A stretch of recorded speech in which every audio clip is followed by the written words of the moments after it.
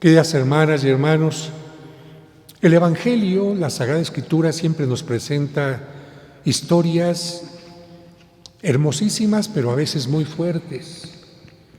El libro de Oseas nos habla de un hombre que, tratando de ayudar a una prostituta, se enamora de ella. Y no solamente la saca del prostíbulo, sino que le ofrece todo lo mejor para que esta mujer, sintiendo el amor profundo de su pareja, cambie. ¿Cómo responde esta mujer? Si ustedes fueran esa prostituta que han estado abandonados, que han estado abandonadas en un lugar terrible donde han tenido abusos, donde nadie les ha hecho caso, y de repente encuentran a una persona que les toma en cuenta, que les mima, que les da lo mejor, que quiere lo mejor para ustedes, ¿cómo responderían? Yo creo que la lógica sería que esta mujer respondiera con agradecimiento. Lamentablemente, la historia de Oseas nos dice que esta mujer, en lugar de valorar a la pareja, al ser que le ha sacado de esa esclavitud, de esa vida tan terrible, esta mujer regresa al prostíbulo. ¡Qué terrible! Y precisamente por eso en la primera lectura de hoy, que es exactamente del libro de Oseas, Dios le dice al pueblo: tu amor es como el de esa mujer, como una mujer prostituta que amó solamente en la mañanita a quien le ofreció todo, pero después regresas a tu podredumbre. Porque en el libro de Oseas se quiere dar a entender que Dios es este hombre maravilloso y bueno que saca a esa mujer, que es el pueblo de Israel, de la esclavitud de Egipto, de una situación terrible de abandono, de carencias, para darle lo mejor. ¿Y qué es lo que hace el pueblo de Israel ante Dios? En lugar de estar agradecido el pueblo ante Dios por este amor y responderle con amor, el pueblo responde lamentablemente con desagradecimiento. Por eso Dios le dice al pueblo: pueblo, ¿tú crees que simplemente con sacrificios que haces en el templo vas a responder al amor que yo te estoy dando? Evidentemente que no. Yo no quiero sacrificios, sino quiero algo totalmente distinto. A propósito de esto y de las lecturas del día de hoy, tengo que decir que hay una gran diferencia entre la religiosidad y la espiritualidad. La palabra religiosidad se refiere especialmente a tener simplemente una religión, a seguir ciertos ritos, costumbres, tradiciones, pero lamentablemente no siempre acompañadas de coherencia, testimonio y valores. Por eso se puede decir que, por ejemplo, doña Cuquita sea muy religiosa, porque en las encuestas dice que es de religión católica. Asiste regularmente a la misa, reza el rosario y otras oraciones que aprendió desde niña, pero lamentablemente esas cosas que hace no tienen relación con su vida cotidiana ni con su relación con los demás. Ella es religiosa, pero no le gusta convivir ni compartir la vida. Se la pasa en chismes y criticando a los demás, no es solidaria con los necesitados y suele discriminar a las personas.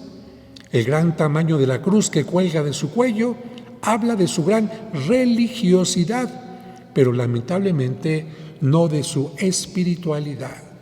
Y por desgracia, hay muchas personas que como Cuquita se dicen religiosas porque las bautizaron de pequeñas, asisten a las ceremonias de primera comunión, de 15 años, matrimonios, miércoles de ceniza y una que otra misa a lo largo del año, pero hasta ahí. Su fe se reduce a cumplir con ciertos ritos y punto. A diferencia de la simple religiosidad, hablar de espiritualidad supone lo que hace crecer el espíritu en nuestra relación con Dios y el prójimo. Por eso, quienes viven de acuerdo a una espiritualidad no se conforman con cumplir ritos y oraciones. Los cumplen, pero sobre todo se preocupan en tratar de vivir los valores que Cristo nos enseñó en el Evangelio. Las personas religiosas reducen su fe al templo o actos religiosos. Las personas que llevan una espiritualidad viven su fe y dan testimonio de ella en el hogar, el trabajo, entre sus amigos y vecinos, en la vida política y en todo el ámbito social. Son personas que se comprometen a cosas o proyectos concretos para transformar el mundo, tratando de vivir lo que dice el Padre Nuestro: venga a nosotros tu reino. Es decir, queremos construir tu reino. Por lo tanto, es claro que vivir una religiosidad es hasta cierto punto muy fácil. En cambio, vivir una espiritualidad supone una mayor exigencia. Esta es la razón por la que tanto en nuestro tiempo como en los tiempos de Cristo, los del Antiguo Testamento, había quienes solo se conformaban con cumplir los ritos de una religiosidad, pero hasta ahí. Y si nos vamos al fondo de las cosas, ¿qué es lo que Dios nos pide en la Sagrada Escritura o en los mandamientos u obras de misericordia? ¿Nos pide ritos o nos pide una vida conforme a su palabra? La respuesta es clara: nos pide espiritualidad.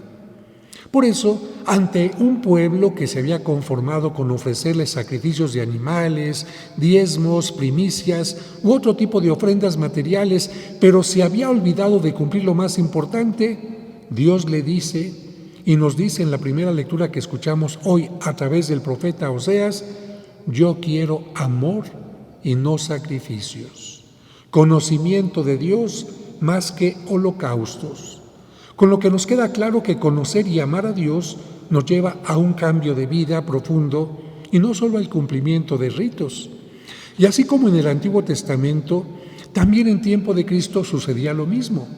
Mateo, llamado Leví, era un cobrador de impuestos, de los que cobraban en favor del Imperio Romano y por lo tanto muy mal visto por los judíos porque consideraban traidores al pueblo a quienes trabajaban en favor del imperio que los tenía sometidos. Por eso, a los cobradores de impuestos se les llamaba publicanos, algo así como pecadores públicos. Aunque Mateo, Leví, él era judío, seguramente no le importaba trabajar en contra de sus paisanos y se conformaba con cumplir ciertos ritos judíos. De esa manera, quedaba mal ante el pueblo y quedaba mal ante Dios. Vivía solo una religiosidad, pero no una espiritualidad, hasta que Cristo lo invita a seguirlo. Otro ejemplo de simple religiosidad lo vemos en el Evangelio de hoy. Muchos de los que asistieron al banquete que le ofreció Mateo a Cristo, en lugar de alegrarse porque los publicanos y pecadores se estaban acercando a Cristo, a Dios, criticaban a Jesús por convivir y acercarse a quienes ellos consideraban la escoria, lo peor de la sociedad. Seguramente los fariseos, que criticaban tan duramente a Cristo y a los publicanos, cumplían puntualmente con los ritos que exigía la ley judía, pero eran duros en su corazón con el prójimo. Es por ello que, reprochando su actitud religiosa e invitándolos a tener una espiritualidad conforme a lo que Dios quiere, Cristo les dijo: no son los sanos los que necesitan de médico, sino los enfermos. Vayan pues y aprendan lo que significa: yo quiero misericordia y no sacrificios. Yo no he venido a llamar a los justos, sino a los pecadores. Con esto nos queda claro que Cristo, más que pedirnos o exigirnos cumplir con ritos únicamente, nos invita a seguir su ejemplo de cercanía a los más necesitados y a tener como la mejor ofrenda no los bienes materiales o los sacrificios, sino la vivencia del principal mandamiento, el amor, que incluye todos los demás mandamientos y las obras de misericordia. Pidamos a Dios que nos ayude a darle sentido a nuestros ritos y a nuestra religiosidad, dejándonos llevar por una sana y correcta espiritualidad, porque no es la religión la que cambia al mundo, sino la espiritualidad de las personas, el seguimiento y el cumplimiento de la palabra de Dios. Y a propósito de una fiesta que se celebra en estos días, imagínense, en este tiempo estoy admirado de que una persona muera y pueda dejar su corazón en donación para que a otra persona se lo pongan y continúe viviendo. ¡Qué increíble! Cómo los médicos logran que una persona siga viviendo, le sacan el corazón para ponerle otro de alguien que ha fallecido. Y algunos se preguntaban, oiga, ¿y cuando la persona a la que le cambiaron el corazón se despierta amando a las personas que amaba antes del trasplante? ¿O se despierta amando a las personas que amaba el muertito o la muertita que donó? Evidentemente que la persona despierta amando a quienes ha amado siempre. ¿Por qué me hacían esta pregunta? Porque durante mucho tiempo hemos pensado que el amor está en el corazón. No, es una forma simbólica de decirlo. El amor en gran parte está en nuestra mente, pero está simbolizado en el corazón, y por eso el 14 de febrero, el 10 de mayo, en las tarjetas de amor, pues aparecen grandes corazones, o la gente suele poner corazones en los árboles también con las iniciales de los enamorados. Pero el amor, yo diría que ni siquiera está en la mente, sino que está en toda el alma del ser humano. Y si me llamaba la atención que en este tiempo hay trasplantes de corazones, cuando a la gente la anestesian para ponerle este órgano, hace muchos años hubo una operación de trasplante de corazón sin anestesia. El primer trasplante de corazón sin anestesia, ¿se imaginan lo que significó?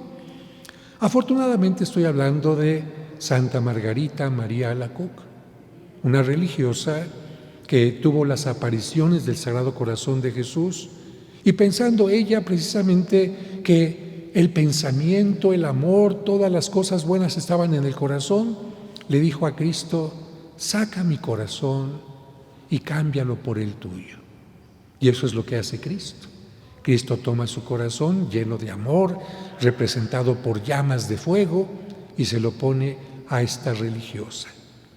¿Realmente sucedió esto? ¿Le dejó una cicatriz? No. Estamos hablando de que esta religiosa le dice a Dios: Señor, ayúdame a amar como tú amas. Ayúdame a entender las cosas como tú las entiendes. Y claro, cuando una persona como Santa Margarita María Alacoque tiene esta intención, Dios sí nos va cambiando, no diría el corazón, sino toda nuestra vida. Por eso en esta festividad del Sagrado Corazón de Jesús, en los días cercanos, pidámosle a Cristo que cambie nuestro corazón de piedra por un corazón de carne. Que no seamos como aquella prostituta del libro de Oseas, sino que seamos realmente como alguien que agradece todos los beneficios y bendiciones que Dios nos da.